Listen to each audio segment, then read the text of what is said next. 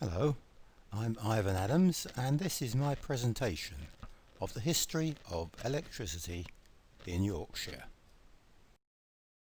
I will try to keep it non-technical and focus on the historical aspects, mainly about Yorkshire, but a bit of general background as well. The talk will cover these topics: an introduction including my background, electricity in the beginning, the Age of Enlightenment, the 19th and 20th centuries, electricity in Yorkshire before 1948 and after 1948, where we are now and looking forward to the future. First, a little bit of my own history. I started work with the Eastern Electricity Board as an engineer at Wembley District.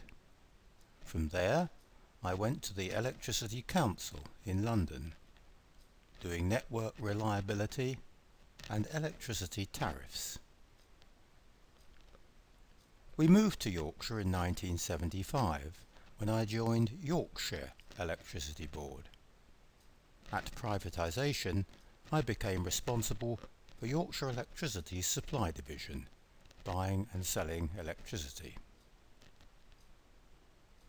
From 1995 I worked as an independent electricity consultant, advising electricity companies, regulators and governments in the UK and abroad. I retired in 2009. First, what is electricity? Well, this is electricity. However, although very powerful and dramatic in its effects, lightning is not easily available as an energy source. So like most other products, electricity has to be manufactured, distributed, and possibly traded, stored, and marketed. More than 2,500 years ago, it was discovered that a static charge could build up on certain materials, such as amber. However, it was not until the Age of Enlightenment in the 18th century that electricity began to be understood. During the 19th and 20th centuries, most of the developments in electricity took place. Power stations, transmission of power, and new applications for electric power. The Age of Enlightenment was a period of many great scientific discoveries, and electricity was one of them. It was already known that sparks could be made from certain materials, e.g. by a rotating glass jar. Then in 1745, Pieter van Musschenbroek discovered that the sparks from the rotating glass jar could be stored by connecting the jar to a metal rod inside another jar containing water. The jar was subsequently known as a Leyden jar, named after his hometown, which is somewhat easier to pronounce than his name. The Leyden jar, although demonstrating that electricity could be stored, was not an effective way of storing power. What was needed was a more convenient form of storage, an electric battery. Alessandro Volta in Italy in 1800 made the first electric battery. This is a picture of his voltaic pile, as it was known, made up of zinc and copper discs, separated by brine-soaked cloth. The big discovery came in 1831, when Michael Faraday found that he could produce an electric current in a coil of wire if a magnet was moved through it, demonstrating the interaction between electricity and magnetism. This was the founding principle behind the operation of most types of electric generators and also electric motors. Communications were improved greatly by the use of electricity. First, by the electric telegraph, sending messages in Morse code over telegraph wires, often built alongside railway lines. In 1866, the first successful electric telegraph cable was laid across the Atlantic Ocean. The telegraph was later superseded by the telephone, again using electricity but allowing speech communication rather than tapping out a message. Thomas Edison was an American inventor and businessman who developed many devices, including the first long-lasting practical electric light bulb. This is a picture of one of Edison's early light bulbs. It was an incandescent or filament bulb, which means that as the electric current goes through the wire filament, it gets hot and glows, so producing light. Sir Joseph Swan was an English physicist and inventor who also developed electric lighting. His house in Gateshead was the first to have working light bulbs. In 1883, the two inventors merged their companies into Edison and Swan Electric Light Company. Nikola Tesla was a Serbian-American who promoted the use of alternating current, AC, instead of the direct current, DC, used by Edison's New York power station. AC allowed electricity to be transmitted over very long distances, whereas DC could only be used close to the power station. Most of the electricity we use now is AC, except batteries which use DC.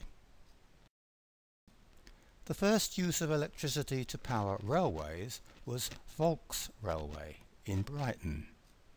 This railway runs for a short distance along the seafront and still runs today. This photo was taken in October 2019. The first electrically powered underground railway was the City and South London Railway, which later became part of the Northern Line. There were no electric railways in Yorkshire until much later, but as we shall see soon, there were other forms of electric traction. Some key developments during the 20th century. The first use of wireless to send a message across the Atlantic by Marconi introduces the start of the modern age. 1926. The Central Electricity Board was created to build and operate a new high-voltage national grid to connect power stations with towns and cities across the UK. Like most other utilities, electricity supply was brought under government ownership in 1948 as regional electricity boards and the Central Electricity Generating Board, and then they were sold to private owners some 40 years later. Now, a brief digression from history and a quick look at how electricity is made and how it is delivered to users. This is how electricity is made. First, you need a fluid to drive a turbine. For electricity generation, we can use water, wind or steam to drive the turbine.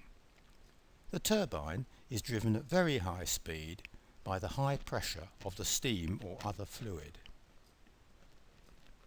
Connected to the turbine is an alternator, which is basically a rotating magnet spinning inside a coil of wire.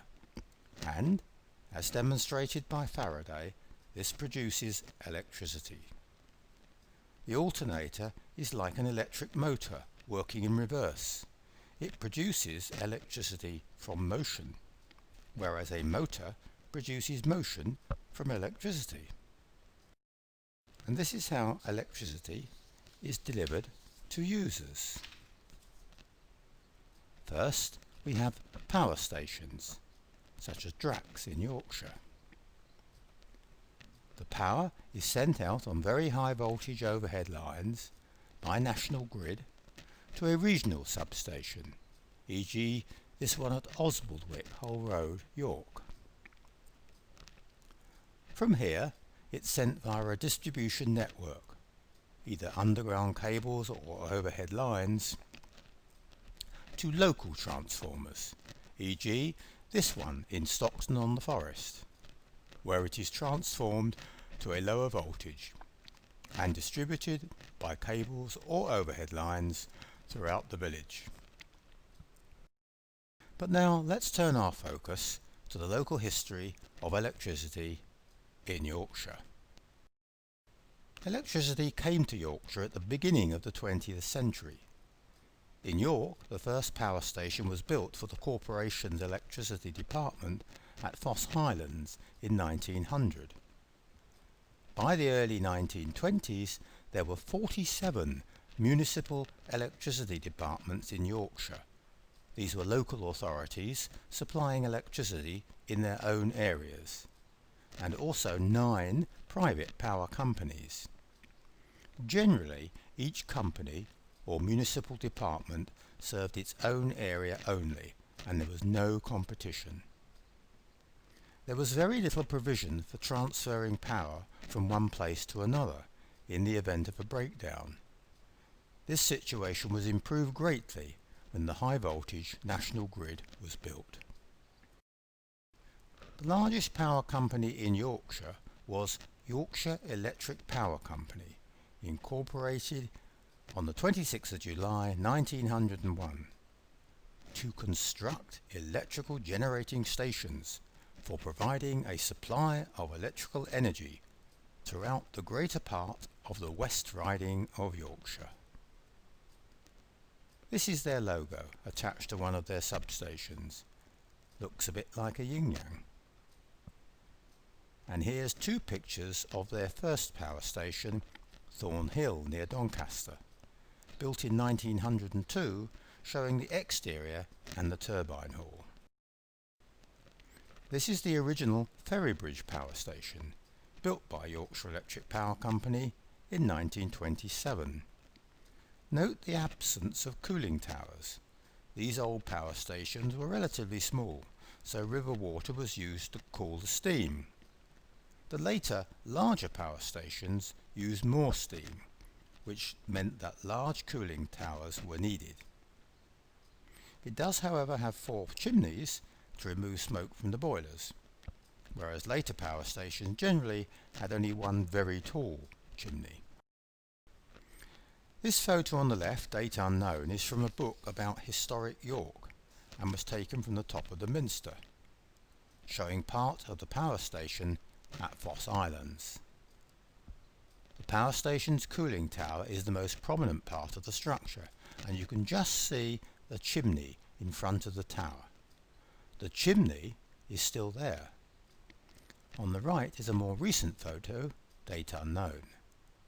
The station closed in 1976. The next 3 pictures were provided by John Omerod, like me, a retired electrical engineer. He sent me his own presentation to the York Society of Engineers. This is a photo of Foss Islands Power Station taken during the 1947 floods from the direction of Layerthorpe Bridge. I didn't know about this until John contacted me. In October 1949, a boiler exploded inside the station, killing an employee and injuring several others. Afterwards, the station was rebuilt. This photo is from 1950. These pictures are from a book, York and Its Railways, by Paul Crystal. The one above is of York Gasworks, and the picture below shows Foss Islands Power Station.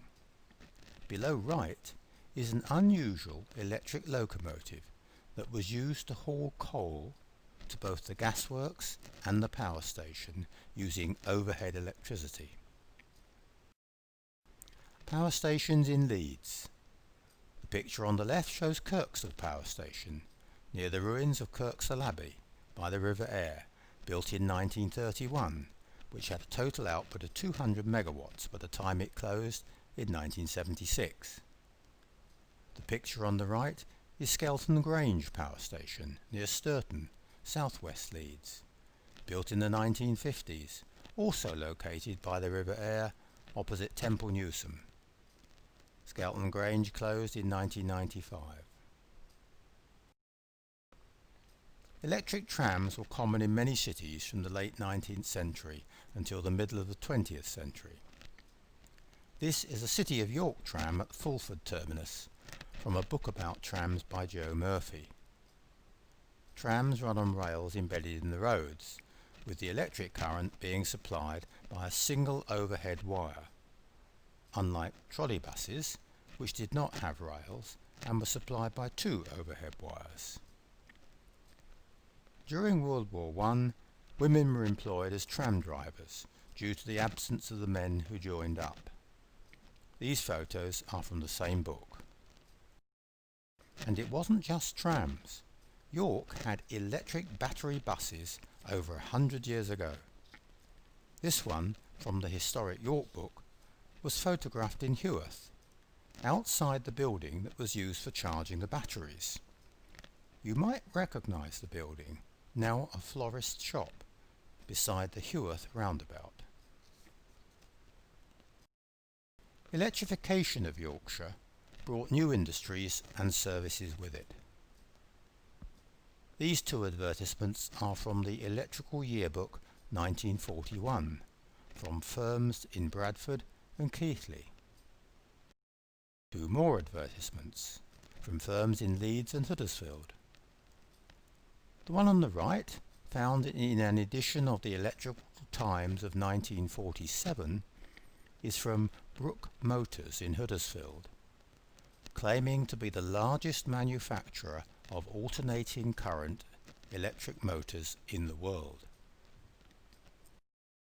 The Yorkshire Switchgear and Engineering Company Limited was also based in Leeds from 1907 to the late 1960s. Yorkshire switchgear was generally regarded by Electricity Board engineers as the best. I photographed this 60-year-old example last year near the old YEB headquarters at Scarcroft. By the middle of the 19th century, people began to think about how useful this wonderful new discovery could be. This is a list of some of the many uses of electricity today. And here's a list of what they probably replaced. Horse and people power, candles, oil and gas, the stagecoach post, washing by hot water and hand,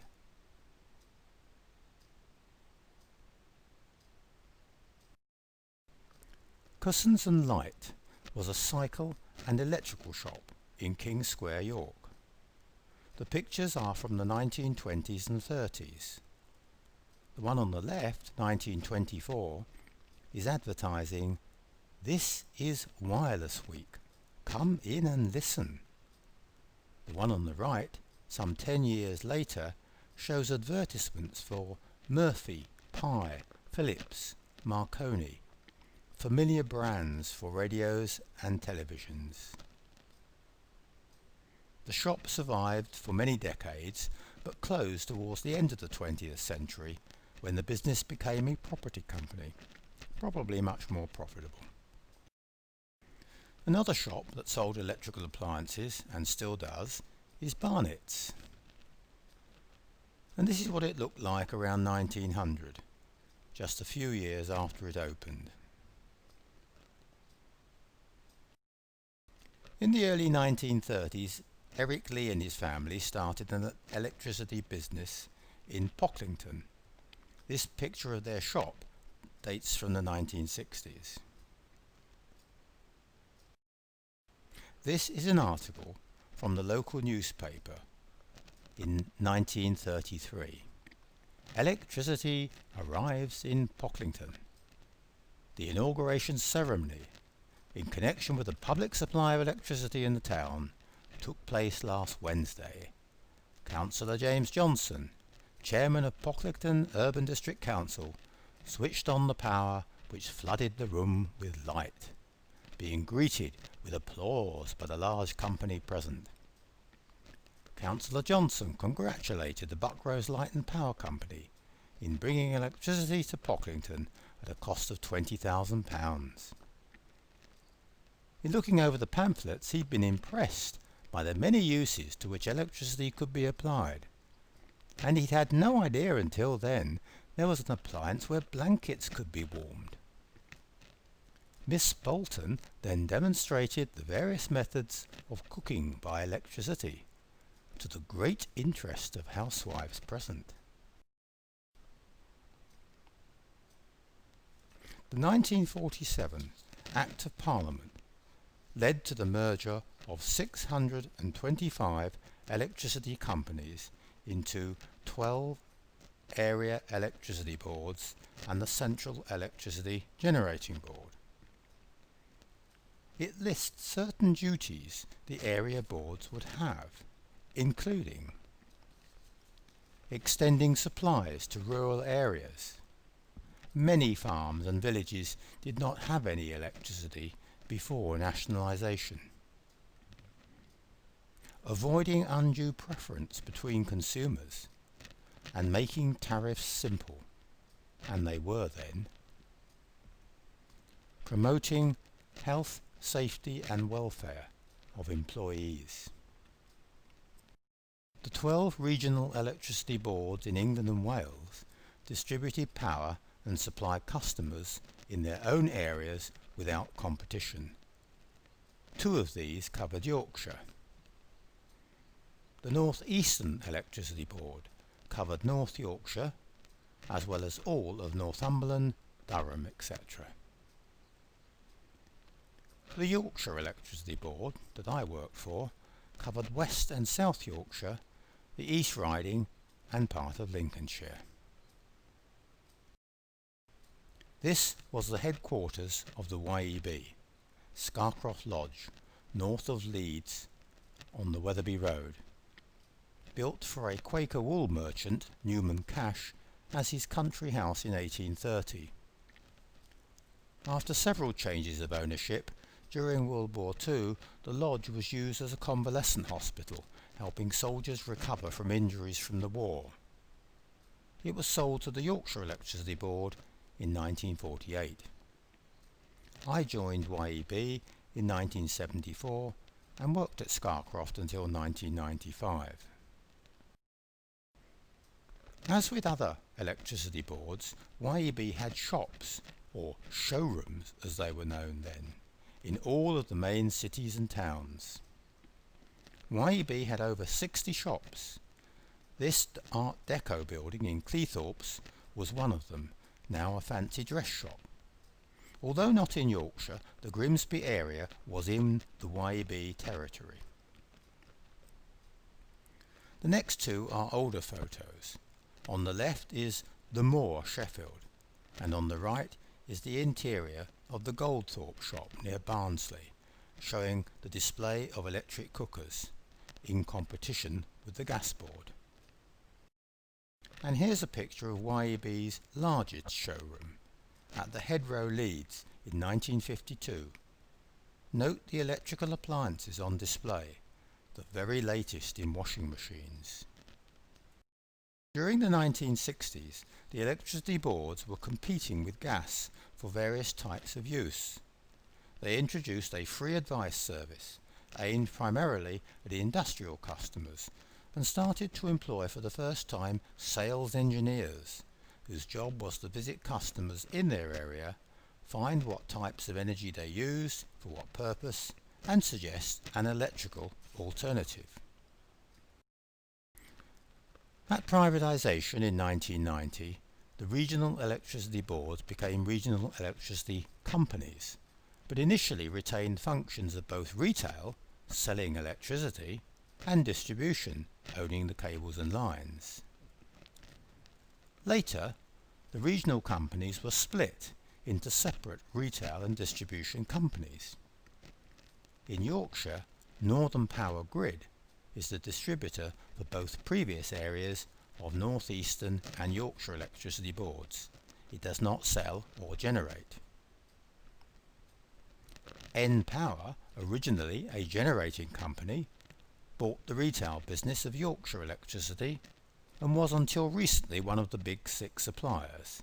It is now merged with E.ON. So what happened to YEB?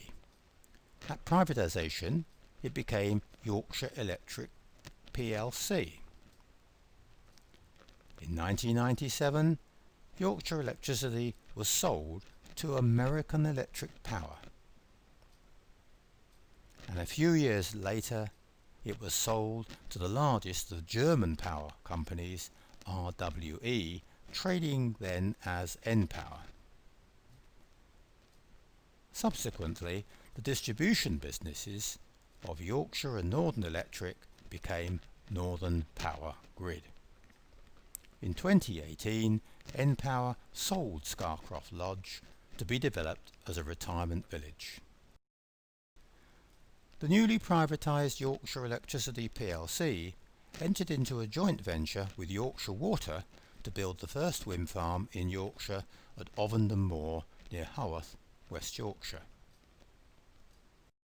Another joint venture, this time with British Sugar, Yorkshire Electricity initiated the first gas-fired power station in Yorkshire, at Brigg near Scunthorpe. Following nationalisation in 1948, electricity generation and the operation of the national grid in England and Wales were carried out by a single national body, the Central Electricity Generating Board. The CEGB had its regional headquarters at Beckwith Knoll, Harrogate, near the Harlow Carr RHS Gardens.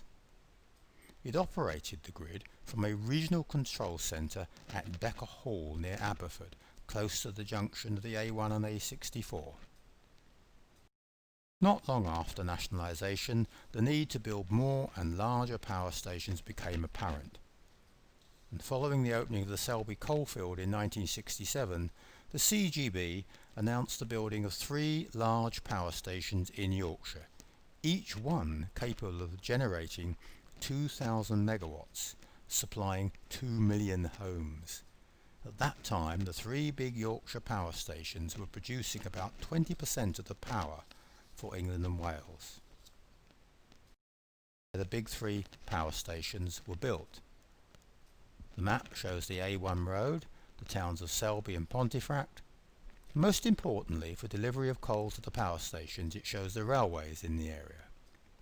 Here's Ferry Bridge, Eggborough and Rax. This picture is of Ferrybridge C, which replaced the one we saw earlier.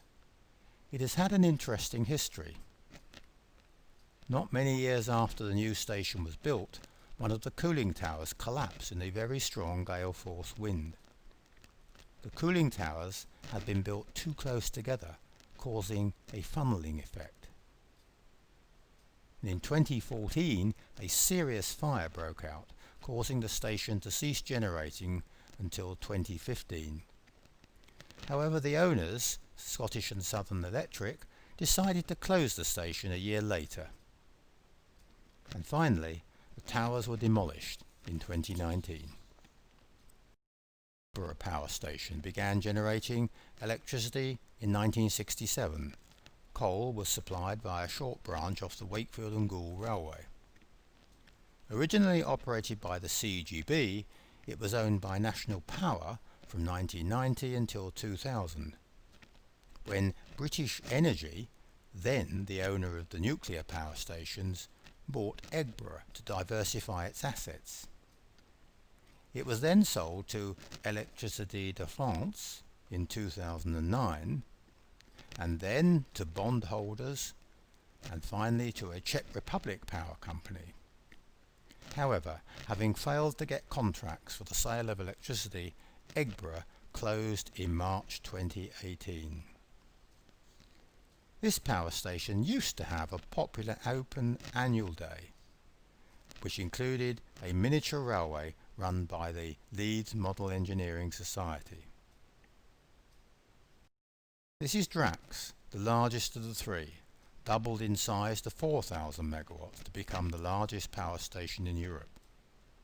The picture on the right shows one of the 660 megawatt turbo alternators. Ownership of Drax Power Station changed several times after privatisation and is now owned by Drax Power Group. There have been a number of innovative developments: growing tomatoes from waste heat, a new method of removing sulphur from the flue gases, a partial change from coal to burning wood chips imported from the USA, and recently a pilot project to capture carbon from the fuels. There is also a controversial plan to build a new gas-fired station on the site. In November 1973, the National Union of Mine Workers implemented an overtime ban, which affected electricity suppliers. At that time, 80% of electricity was produced by coal, the other 20% being nuclear. To conserve coal stocks, the government, headed by Edward Heath, announced the 3-day work order, limiting commerce to 3 consecutive days each week. Eventually, rota cuts, 4 hours on and 4 off, were imposed, which affected everyone. 10 years later, the miners' strike of 1984-5 ended with the miners returning to work defeated.